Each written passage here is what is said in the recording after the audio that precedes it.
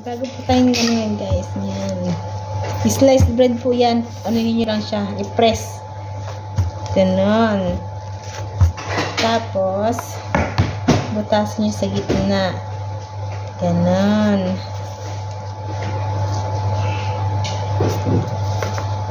Yan yung tinanggal sa gitna. Tapos ito yung pinagtanggalan. May purpose yung dalawang yan guys. Yan, may purpose yung dalawang yan. Ito, talagyan ng cheese. Ganyan ng pandikit kasi pag walang pandikit, bubuka siya.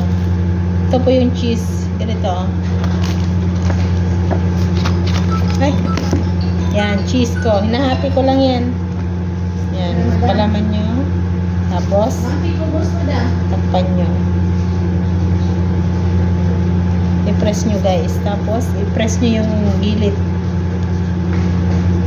Tapos, kita nyo hindi pantay, di ba? Ianin pa natin ito para maganda yung pagkakabilog nyo.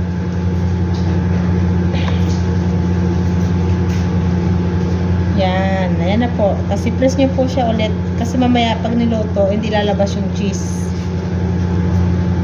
Yan. Ganun lang po siya kadali. Tapos mamaya, ipiprito po natin siya. Yan yung may cheese sa ilalim.